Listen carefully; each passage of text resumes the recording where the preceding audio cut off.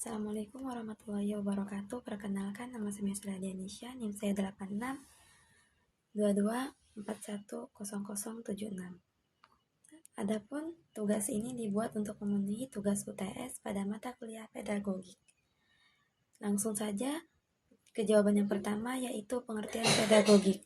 Pedagogik adalah ilmu yang mempelajari proses dan teori pendidikan yang mencangkup metode pengajaran dan interaksi antara pengajar dan pengajar.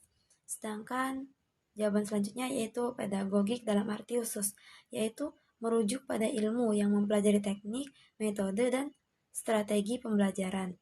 Sedangkan pedagogik secara luas artinya yaitu ilmu yang mempelajari keseluruhan aspek pendidikan. Lalu ada selanjutnya pengertian singkat dari mendidik, mengajar, dan melatih.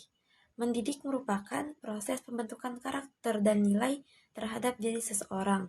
Sedangkan mengajar yaitu kegiatan penyampaian pengetahuan dan keterampilan dari pengajar ke peserta didik. Lalu ada selanjutnya yaitu melatih, merupakan proses pengembangan keterampilan praktis melalui latihan dan pengalaman. Lalu selanjutnya ada D. Pendidikan itu penting karena manusia perlu dididik untuk berkembang, baik secara karakter ataupun keterampilan. Nah, pembentukan individu ataupun manusia tentu memerlukan bantuan karena manusia merupakan makhluk sosial dan saling membutuhkan. Lalu selanjutnya ada teori pendidikan dalam konsep dan prinsip yang mana teori pendidikan ini menjelaskan bagaimana proses belajar terjadi. Praktik pendidikan adalah penerapan teori-teori termasuk dalam situasi nyata, termasuk dari teknik pengajaran, misalnya seperti diskusi ataupun metode evaluasi. Lalu yang selanjutnya bagian B. Adapun 5 fungsi dan tugas pedagogik. Yang pertama yaitu fungsi edukatif, yaitu membantu proses pembelajaran untuk membentuk pengetahuan dan keterampilan siswa. Lalu ada fungsi sosial, yaitu menanamkan nilai-nilai sosial dan etika agar siswa dapat berinteraksi sesama masyarakat itu dengan baik. Lalu ada fungsi kultural, yaitu mempertahankan dan mentransfer budaya yang sudah ada di dalam negeri kita melalui pendidikan dan pelajaran. Lalu ada fungsi adaptif, yaitu membantu siswa beradaptasi dengan perubahan sosial yang ada di dalam lingkungannya.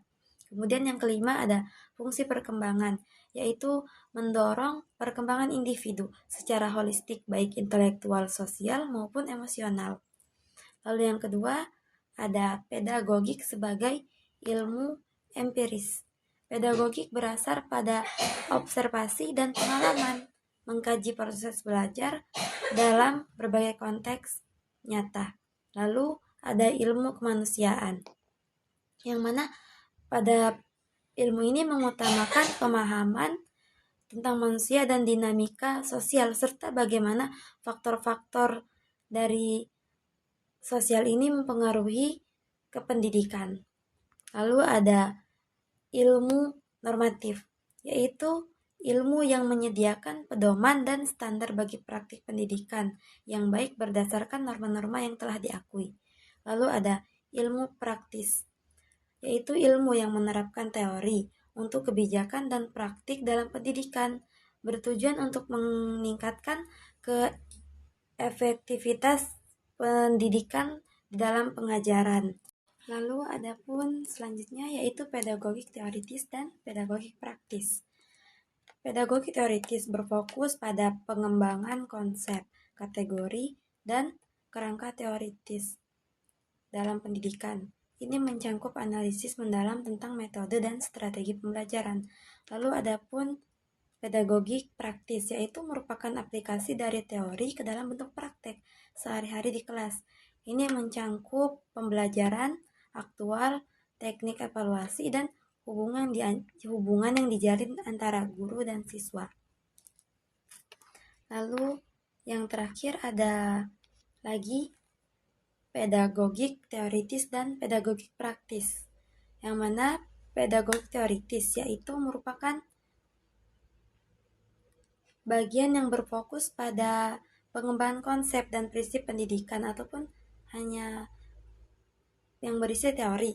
Kemudian ada lagi pedagogik praktis. Nah, di sini merupakan penerapan teori dalam bentuk praktek. Kenapa antara pedagogik teoritis dan pedagogik praktis tidak bisa dipisahkan?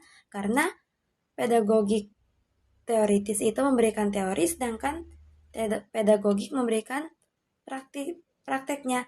Jadi antara teori sudah pasti ada prakteknya juga. Nah, jika hanya salah satu yang berjalan, maka pendidikan akan menjadi, seandainya hanya teori yang berjalan, maka pendidikan akan menjadi abstrak. Siswa tidak siap menghadapi kenyataan karena siswa hanya berfokus pada teori, tidak berfokus pada praktiknya juga. Sedangkan ketika hanya praktik yang dilakukan, maka tujuan pendidikan tidak jelas. Metode yang digunakan juga tidak dapat menjadi efektif dan hasil pembelajaran tidak akan optimal. Mungkin cukup sekian dari saya. Wassalamualaikum warahmatullahi wabarakatuh.